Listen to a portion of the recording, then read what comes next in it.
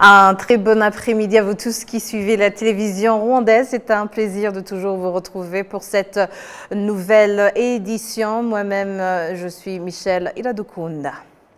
Le ministère de la Gestion des situations d'urgence et ses partenaires ont tenu ce jeudi une réunion visant à mieux comprendre les causes des catastrophes naturelles au Rwanda et à renforcer la collaboration pour les prévenir et mieux les soutenir les victimes. Les détails avec Kassim Youssouf. Le ministère en charge de la gestion des situations d'urgence indique que les catastrophes naturelles continuent d'avoir un impact sur la sécurité des personnes et le développement global du pays. Ce ministère d'ajouter qu'au Rwanda, chaque année, les catastrophes naturelles affectent plus de 10 000 ménages, impactant plus de 2 millions de personnes. Les conséquences sont notamment qu'il y a des pertes en vie humaine, des blessures, des pertes matérielles et autres. Les catastrophes naturelles détruisent également plus de 15 000 hectares de terres arables, dit le ministère en charge de la gestion des situations d'urgence. Le ministre en charge de la gestion des situations d'urgence, le général-major en retraite, Albert Murassira, a souligné lors de cette réunion l'importance et la contribution essentielle de tout un chacun pour faire face aux catastrophes au Rwanda, ajoutant que le partenariat et la collaboration sont essentiels pour aider le pays à faire face aux catastrophes et à leurs conséquences sur la vie des citoyens.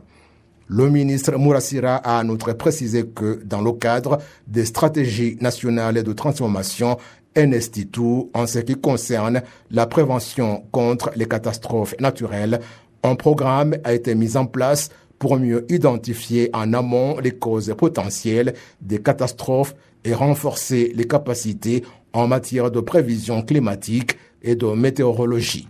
Le ministre de la Gestion des situations d'urgence indique qu'au Rwanda, la résilience face aux catastrophes naturelles est à hauteur de 46%. Le directeur du système des Nations Unies au Rwanda, Ozonia Ojielo, a fait savoir qu'en général, cette année, le monde a été confronté à un grand nombre de catastrophes naturelles, entraînant de lourdes pertes et de nombreuses victimes. Il a souligné qu'il est urgent de prendre des mesures pour empêcher les catastrophes de continuer à affecter les populations.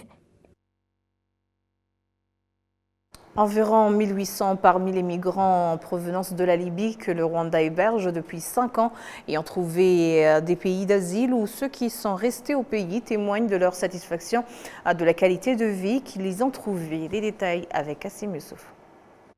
C'est tôt le matin à l'aéroport international de Kigali à Kanombe, la 19e cohorte de 119 réfugiés et migrants en provenance de la Libye viennent d'arriver.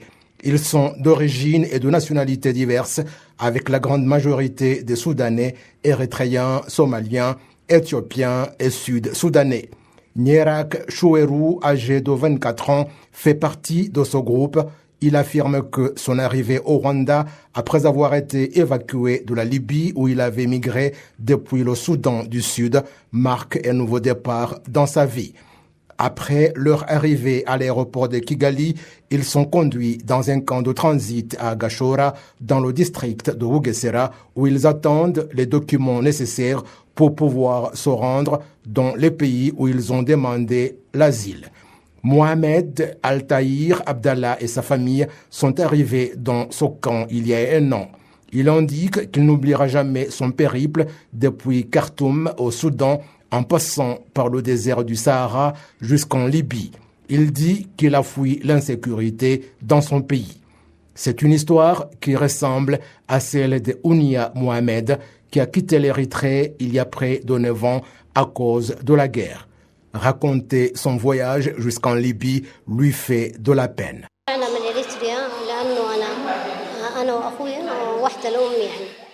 Je suis parti de l'Érythrée avec mon frère et ma mère en raison des problèmes de sécurité et nous nous sommes rendus au Soudan où nous avons passé 7 ans à chercher une vie meilleure.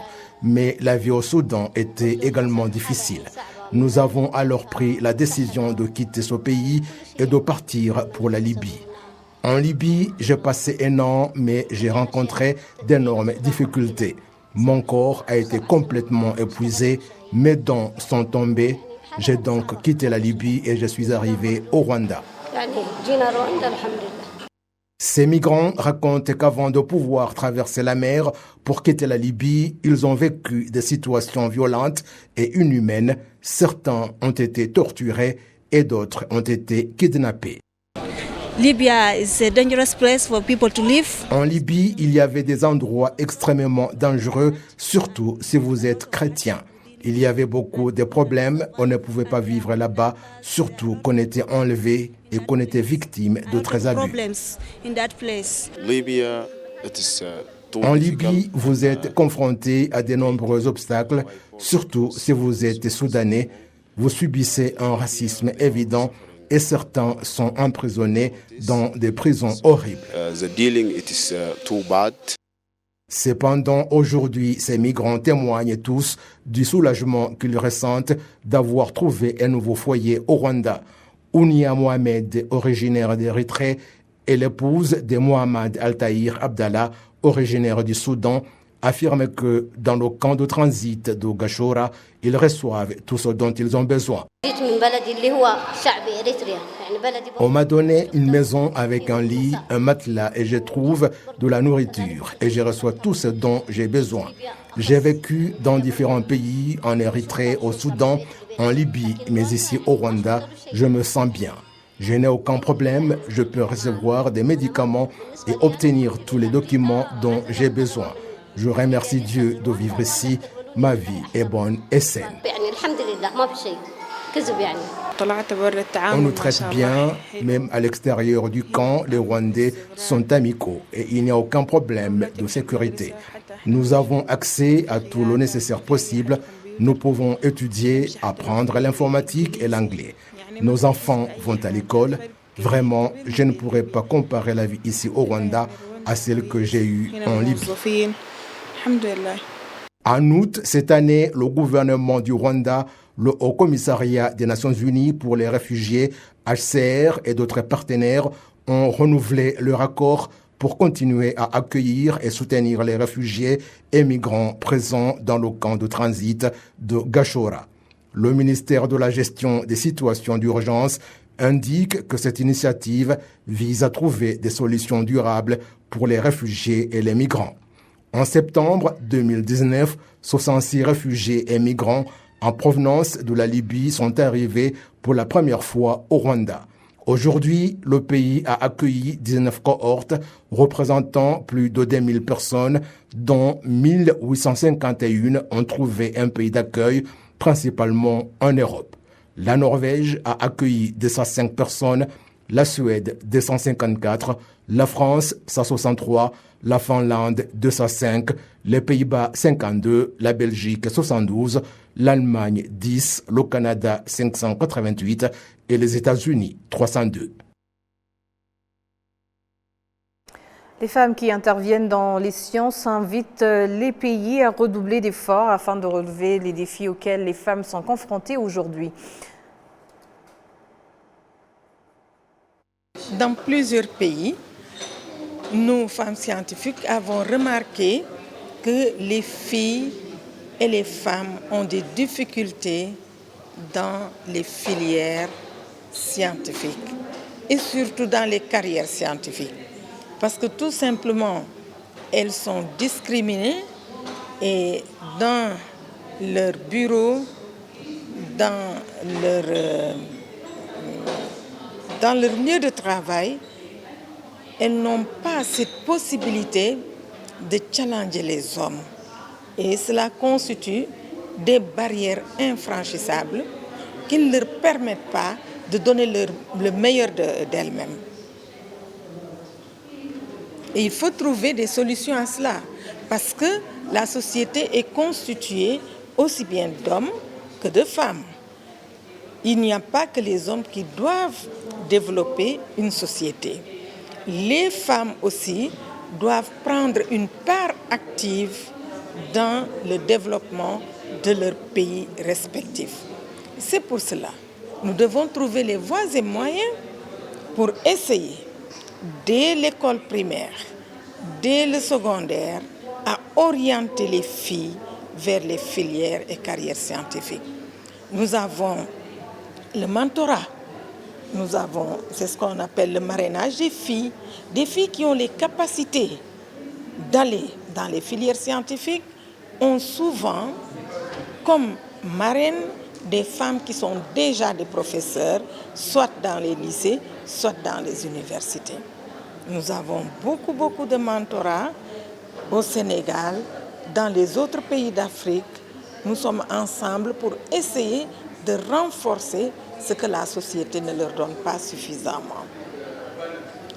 Et l'autre défi que nous avons à relever, c'est de les maintenir dans les filières. Parce que nous avons un effet de tuyau percé. Si par exemple 100 filles entrent en début de collège, avec les stéréotypes sexistes, avec le mariage précoce, avec beaucoup d'éléments négatifs, on ne trouve que très peu de filles qui vont terminer au bac. Ça peut être le bac littéraire et elles sont encore moins nombreuses qui vont terminer avec le bac scientifique pour aller dans les universités. Voilà la situation qui fait que les filles et les femmes ne peuvent pas participer positivement au développement de leur pays. Parce que les sciences constituent le cœur des solutions qu'on doit trouver pour les problèmes de désertification, pour les problèmes d'agriculture, pour les problèmes d'élevage. Trouver des solutions à nos problèmes. Même dans le monde qui se digitalise tous les jours, nous devons trouver des solutions à nos problèmes. Le docteur Victoire Akara, chercheuse en sciences du climat, estime pour sa part que la femme africaine a besoin de voir évoluer les mentalités pour que les handicaps qui ont longtemps compromis l'évolution de la femme soient levés. Les barrières qui empêchent les femmes de poursuivre les carrières en STEAM, qui est sciences, technologie, ingénierie et mathématiques, c'est d'abord les stéréotypes que nous avons en famille. Comme on le présentait le matin, quand on grandit dans les familles, on se dit que tel boulot est pour la femme, tel boulot est pour l'homme. Et donc on grandit dans cette mentalité qui se dit non, la femme ne peut pas faire des boulots assez très techniques. Or, pourtant, moi je suis scientifique, j'ai un doctorat en physique et puis je suis spécialisée en énergie, climat, environnement, qui est supposé, et j'ai fait un background en ingénierie de l'eau et de l'environnement. Donc vous voyez que ce sont carrément des métiers qu'on ne pense pas que les femmes peuvent parcourir et puis brillamment. Donc moi, étant ici, je pense que je peux dire que je suis d'une part et d'autre une opportunité pour encourager des jeunes filles qui pensent que ce métier est carrément réservé aux hommes, de se dire que si elles veulent, tout dépend donc de la volonté. Donc ça c'est beaucoup plus donc pour les jeunes filles, si elles veulent, elles peuvent y arriver. Maintenant pour nos gouvernements, nos institutions, c'est aussi donc de créer donc des facilités qui permettent donc de pouvoir raise awareness. Excusez-moi pour le terme, je l'ai perdu en français, mais raise awareness au niveau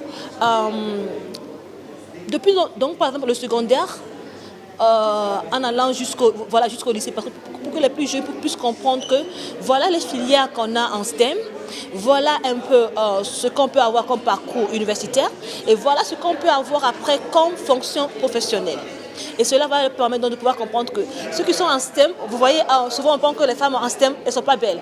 Mais quand vous me voyez, bon voilà, on essaie donc de pouvoir montrer aux jeunes filles qu'on peut rester jeune fille, on peut rester femme et brillante, occuper dans des places stratégiques et aussi être en STEM, dans les métiers dits hommes. À nos institutions, de pouvoir aussi créer des opportunités qui permettent à ces femmes de pouvoir avoir des rôles de leadership. Si une femme a un rôle de leadership, automatiquement elle constitue un rôle modèle pour d'autres jeunes filles. Et je pense que ainsi de suite aussi, comme on le disait aussi, c'est aussi amener aussi des hommes à comprendre que non, c'est pas forcément qu'on exclut les hommes dans cette awareness des femmes en STEAM, mais c'est parce que ces domaines-là, les femmes sont très peu. Et pour pouvoir augmenter le pourcentage de ces femmes, il faudrait vraiment les booster, créer des opportunités, des bourses qui permettent de pouvoir encourager des femmes excellentes. Le ministère des Infrastructures indique que les travaux de construction du barrage hydroélectrique de Nyabarongo 2 sont à hauteur de 40%. C'est une centrale hydroélectrique dont la capacité de production sera de 43,5 MW. Les détails avec Assim Youssouf. Ce barrage hydroélectrique est en construction dans le marais situé entre les collines surplombant les districts de Gakenge, Rulindo et Kamoni sur la rivière Nyabarongo et les travaux sont accélérés selon Ouerajen, responsable des projets à l'Agence de développement de l'énergie IDCL Limited.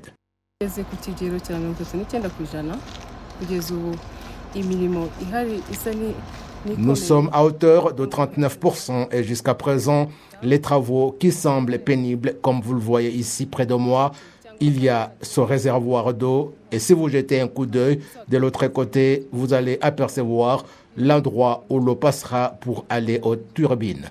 Ce sont là les activités majeures qui sont en cours. Il y a donc là où l'eau passe pour aller vers les machines et le réservoir pour avoir un niveau d'eau suffisant. Lorsque nous aurons construit le barrage, le niveau d'eau va s'élever et descendre vers les machines pour produire l'électricité.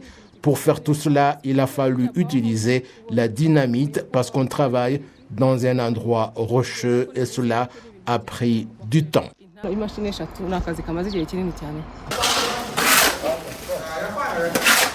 Ce barrage hydroélectrique a pourvu de l'emploi à environ 320 personnes qui travaillent chaque jour sur le site.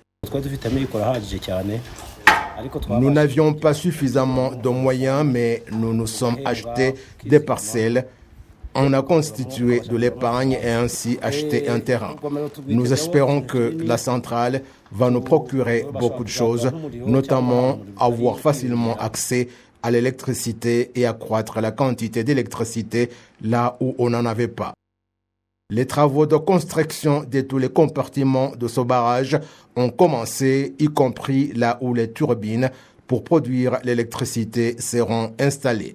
Le secrétaire d'État au ministère des Infrastructures, Kawera Olivier, indique que la construction de ce barrage ainsi que d'autres projets en rapport avec l'énergie permettront de fournir aux Rwandais de l'électricité à 100% d'ici 5 ans.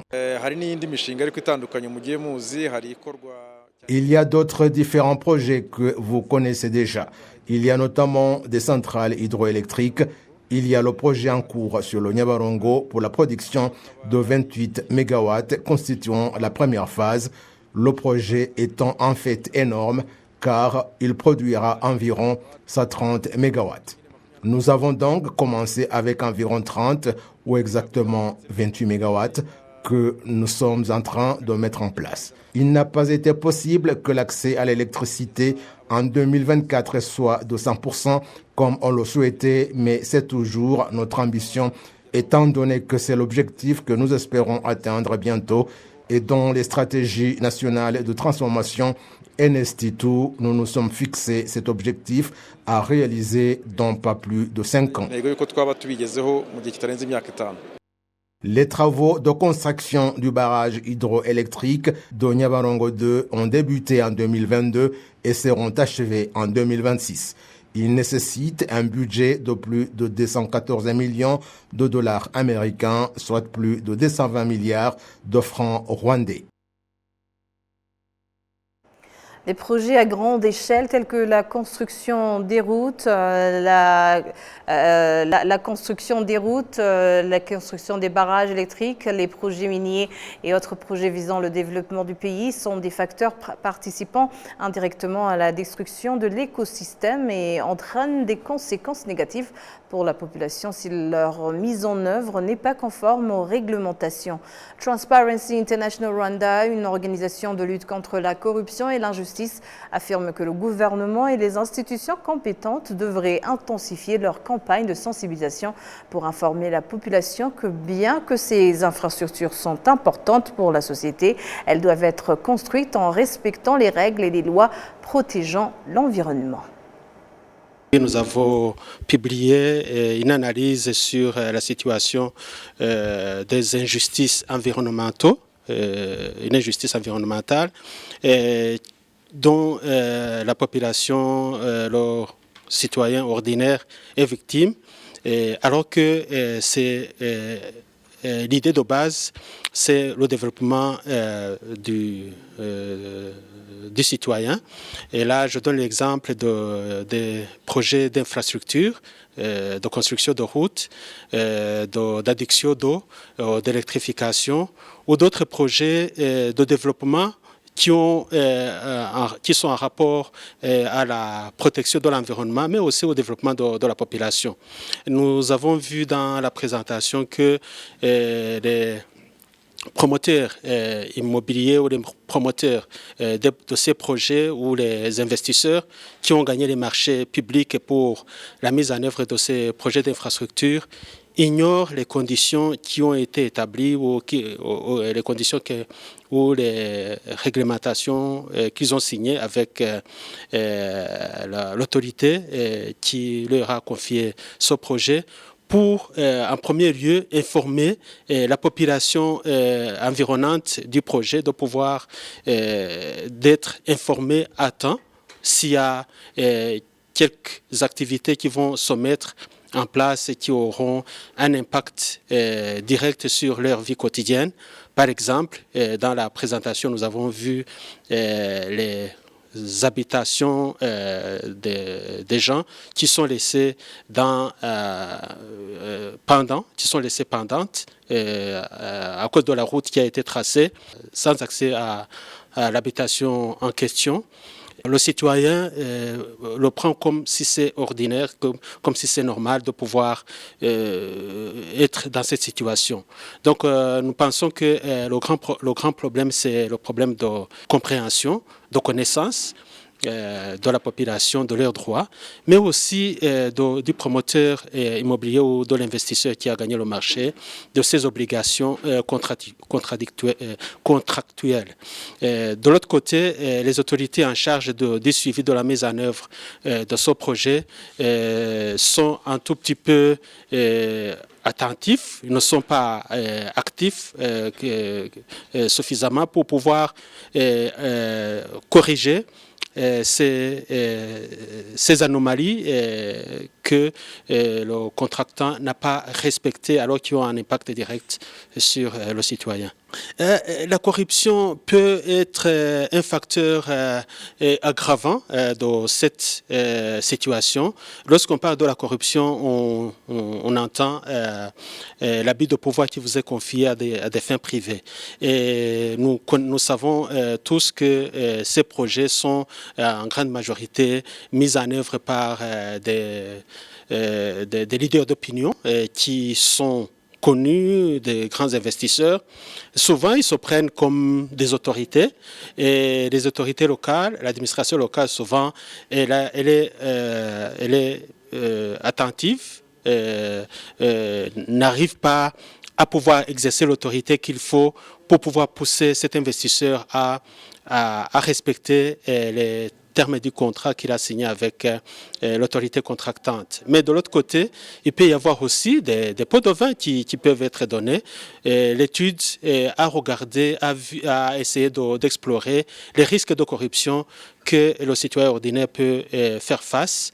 Surtout que lorsque tu es vulnérable économiquement, lorsque tu n'arrives pas à te défendre, à défendre tes droits, normalement, tu es à la merci de l'autorité de base pour qu'elle puisse exercer la pression sur l'investisseur ou le contractant qui met en œuvre le projet. Mais lorsque l'autorité de base reste silencieuse sur le non-respect des termes du contrat dans l'exécution de ce projet, la population se dit peut-être qu'il a reçu quelque chose, mais je pense ce qui est plus important, c'est qu'on doit continuer à faire la mobilisation citoyenne. Le Rwanda a inauguré un laboratoire de robotique de pointe d'une valeur de 100 millions de francs rwandais visant à faire progresser les connaissances en matière de technologie robotique. Le récit de Patrick Nyilidandi. Une étude menée l'année dernière a indiqué que si le Rwanda investit 77 millions de dollars sur 5 ans, le pays pourrait gagner 500 millions de dollars, soit l'équivalent de 6% de son produit intérieur brut, PIB. La création de ce laboratoire de pointe, lancé officiellement à Kigali, marque une étape vers cet objectif. Les étudiants de cet institut se disent pressés de l'utiliser et de voir comment cela va améliorer leurs connaissances. En ce qui concerne les déficits de compétences technologiques, seulement 34% des diplômés universitaires au Rwanda sont des femmes, tandis que seulement 20% des entrepreneurs technologiques sont des femmes. Jean-Claude Tuyisenge, directeur de l'entreprise New Generation Academy, note que le laboratoire vise à combler le fossé en matière de technologies robotiques. Le secrétaire permanent au ministère des Nouvelles Technologies et de l'Innovation, Yves Iradukunda, déclare que les investissements dans les infrastructures valorisant la technologie aideront le pays à atteindre sa vision à long terme. La technologie devrait permettre au Rwanda d'atteindre ses objectifs de devenir un pays à revenus intermédiaires d'ici à 2035 et un pays à revenus élevés d'ici à 2050.